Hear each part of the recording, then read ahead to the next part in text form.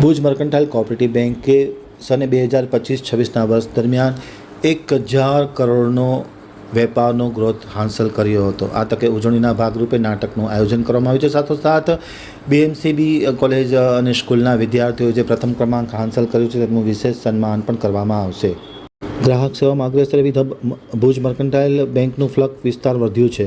2025-26 વર્ષ દરમિયાન 1000 કરોડનો બિઝનેસ આ બેંક દ્વારા હાંસલ કરવામાં આવ્યો છે, એમ ચેરમેન મહેન્દ્રભાઈ મોરબિયાએ પત્રકારો સાથેની વાતચીતમાં માહિતી આપતા જણાવ્યું હતું। બેંકના ફાઉન્ડર ચેરમેન મહેન્દ્રભાઈ મોરબિયાએ વધુ વિસ્તૃત માહિતી આપતા જણાવ્યું હતું કે બેંકના ડાયરેક્ટર સ્ટાફને અભિનંદન આપ્યા હતા। આ અવસરની ઉજવણીના ભાગરૂપે બેંકના સ્ટાફ, ખાતેદારો, ડાયરેક્ટર્સ અને શુભચિંતકો માટે સમાજના સંદેશા આપતું મુંબઈનું સસ્પેન્સ નાટક એકલવ્યનું આયોજન તારીખ 22મીના રોજ ટેન્ટ સિટી ખાતે કરવામાં આવ્યું છે। કળિયુગમાં અંગૂઠો કાપીને નહીં પરંતુ અંગૂઠો બતાવી અને એકલવ્યનું સૂત્ર સાર્થક કરશે એ થીમ આ નાટકમાં ભજવવામાં આવશે।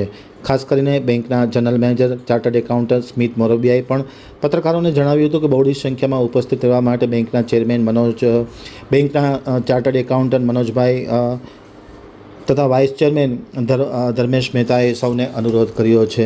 રવિવારે સાંજે યોજાનારા ઉજવણી સમારંભમાં રાજ્યના શિક્ષણ મંત્રી ત્રિકમભાઈ છાંગા, ગુજરાત પ્રદેશ ભાજપના મહામંત્રી અને માંડવીના ધારાસભ્ય અનિરુદ્ધ દવે, કચ્છ જિલ્લા ભાજપના પ્રમુખ દેવજીભાઈ વરચંદ, સાંસદ વિનોદભાઈ ચાવડા, ધારાસભ્ય કેશુભાઈ પટેલ, માલતીબેન મહેશ્વરી, વિરેન્દ્રસિંહ જાડેજા, પ્રદ્યુમનસિંહ જાડેજા, યુનિવર્સિટીના chancellor doctor Mohanbhai Patel, DYSP Shri Christian યુનિવર્સિટીના રજિસ્ટ્રાર અનિલભાઈ ગોર, પ્રાંત અધિકારી ડૉક્ટર અનિલ જાદવ, ગુજરાત નર્સિંગ કાઉન્સિલરના રજિસ્ટ્રાર પ્રજ્ઞા ડાભી, ભુજના ગ્રામ્ય વિસ્તારના મામલતદાર તેજસ વ્યાસ સહિતના મહાનુભાવો ઉપસ્થિત રહેશે।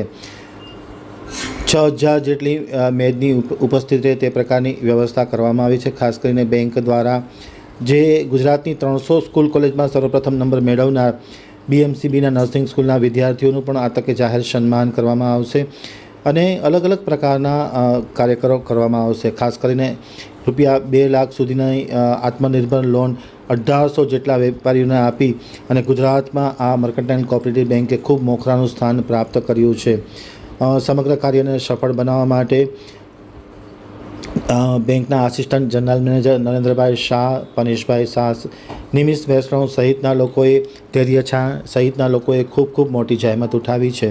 BMCB બેંક આજે 1000 કરોડનું લક્ષ્યાંક જ્યારે અચીવ કરી રહી છે તો એક આ ખુશીનો અવસર છે અને જ્યારે વર્ષો પહેલાં બેંક 30 વર્ષ બેંકને થયા, આજે 1000 કરોડનું બિઝનેસ અચીવ કરીને અમને એવું લાગે છે કે sky is the limit.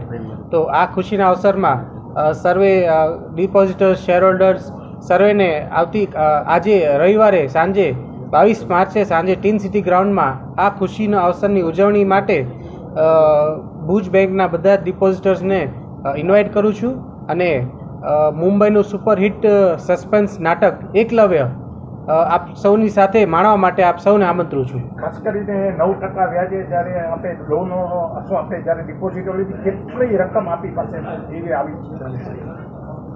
Bhuj બેંકની સેન્ચુરી ડિપોઝિટ સ્કીમ હાલે આ 1000 કરોડના બિઝનેસના અવસરે જે આપણે સર્વે ડિપોઝિટર્સને 9%ના રેટ ઓફ ઇન્ટરેસ્ટમાં ઓફર કરીએ છીએ તો રિસેન્ટલી આપણે આંકડાઓ કહીએ તો એમાં 40 કરોડની ડિપોઝિટ્સ બેંક પાસે ભેગી થઈ છે અને અમે એના માટે સર્વે ડિપોઝિટર્સનો ખૂબ ખૂબ આભાર માનીએ છીએ।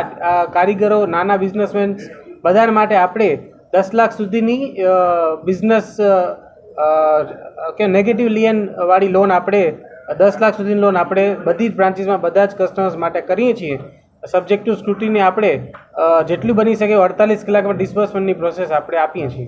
એટલે જે ગવર્મેન્ટની જે PMEGP સ્કીમ છે, DIC જિલ્લા ઉદ્યોગ કેન્દ્રની લોનો છે, જે સબસિડીવાળી લોનો છે એ પણ ભુજ મર્કન્ટાઇલ બેંક કરે છે, જેથી કરીને વેપારીઓને એ ગવર્મેન્ટની સ્કીમનો લાભ એમના સુધી પહોંચે ને એમને એમનો લાભ મળી શકે છે। સ્મિતભાઈ મોરબિયાએ જેમણે વાત કરી એ નોર્મલમાં પણ આપણે કેટલી ઓછા વ્યાજથી લોન કરી શકીએ, એના ઉપરાંતમાં આ પૂરક માહિતી છે કે વધારે આ પણ બેંક કરે છે। એની અત્યારે ટોટલ 12 બ્રાન્ચો છે, જેમાં એક મુંબઈમાં છે અને એક ભરૂચ, આમોદ એ હમણાં આપણે મર્જર કરીને કરી છે, બાકી એક અમદાવાદ અને બાકીની બધી બ્રાન્ચો કચ્છમાં છે।